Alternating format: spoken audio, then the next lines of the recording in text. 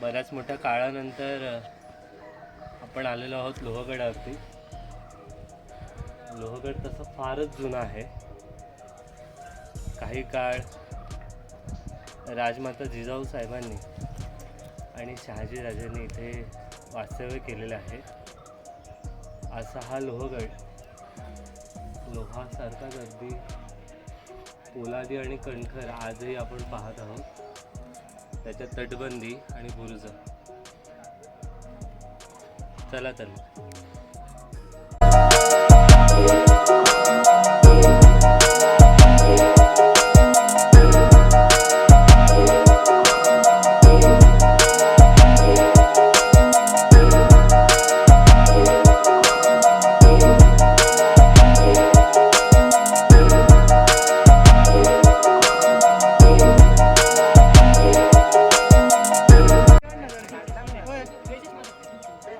हा तुंग आहे तो तिकोण आहे तेव्हा तर रस्ता दिसतो.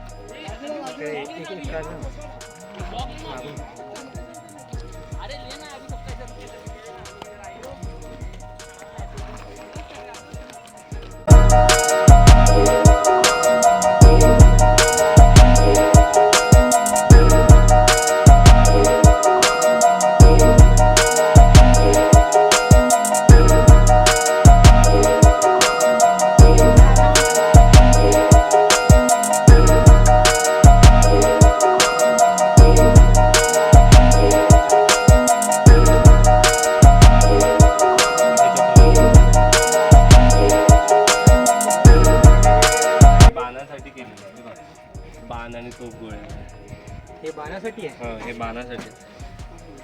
तर ह्याच्यातून किती खालचं तुला दिसतंय पाणी होतं.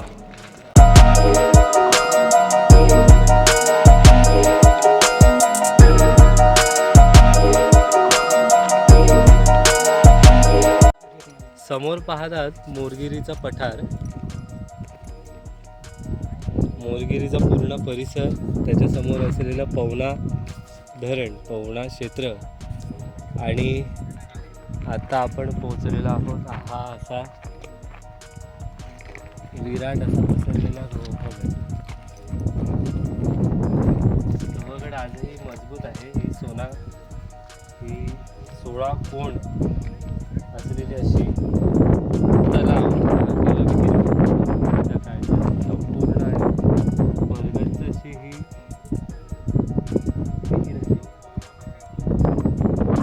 आजही बऱ्यापैकी त्याचे 16च्या 16 कोण अस्तित्वात आहे. झरा लागलेला आहे पाण्याचा आणि पाण्याचा साठा बराचसा असा उरलेला असा या 16 कोणी तलावामध्ये आपण पाहतो. लोहगड, बलाढ्य आणि बेलाक अशा विंचूकड्याकडे आपण आता निघालेलो आहोत. लोहगडाचं मानाचं पान असलेला हा विंचूकडा, दुश्मनाच्या दिलात धडकी भरणारा असा हा विंचूकडा, जिथे वारा नेहमीच खेळता असतो आणि ज्याचा आकार विंचवाच्या नांगीसारखा आहे असा जो विंचूकडा आता आपण तिथे चला.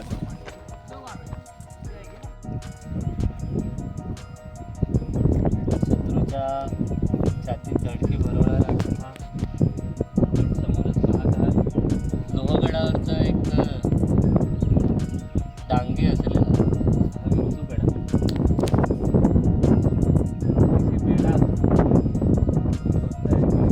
बरंचसं वारं इथे वाहत आहे. वाऱ्याचा आवाजही येत असेल. खूपच सुंदर आहे आणि रम्य असं सह्याद्री. आता तरी बरंचसं संवर्धनामुळे ह्याच्या बाजूला रेलिंग वगैरे लावण्यात आले, पण जुन्या काळी हा खूपच खतरनाक आणि बेलाक दिसत. पावसाळ्यात तर लोहगडाचं सौंदर्य हे फारच खुलून दिसतं. आजही पाहतात तुम्ही ही लोहगडवाडी किंवा त्याच्या आजूबाजूला विसापूर, त्या तिथे पवनेकडच्या त्या पलीकडे मोरगिरी, तिकोणा, तुंग असा संपूर्ण लोणावळ्यातला हा विशाल असा गडकोटांचा समूह हा एकट्याच लोहगडावरून पाहायला मिळतो. सुंदर असा देखावा आहे सह्याद्रीमध्ये असा नटलेला. इथे वृक्षारोपण पण झालेलं आहे बऱ्याच मानाने. आणि मार्च, विशेषतः मार्च महिन्यात आपण पाहतात की फारशी आणि खूपच टवटवीत दिसणारी अशी हिरवळ, खालून कोणीतरी असा गालीच्याच अंतरलाय असं छान असं दृश्य आपल्याला या परिसरात पाहायला मिळतं. विंचूकडा टाक्यांमधला तरंग फार काही सांगून जातोय. बऱ्याच अंशी टाक्या आजही लोहगडावरच्या पाण्याने भरलेल्या आहेत. असे तरंगत आहेत, झाडांवरची पानं त्याच्यावरती तरंगत आहेत. असं एकंदरीत चक्र हे फार असं सुंदर सुरू आहे. गडावरून जाताना काही घेऊन जाऊ नये, पण बऱ्या मानाने त्या गडामधल्या दगडविटांच्या आठवणी आणि त्या गडाने पाहिलेला इतिहास हा नक्कीच आणि नेमका तेवढा सोबत सतत आणि सदैव ठेवावा अशीच आशा बाळगतो. आणि इथे हा लोहगडाचा प्रवास संपन्न आणि सुखकर झाला असं सांगतो. पुढे आपल्याला महादरवाजाकडे जायचं, तिथे शरभ आपली वाट पाहतोय. चला तर मग.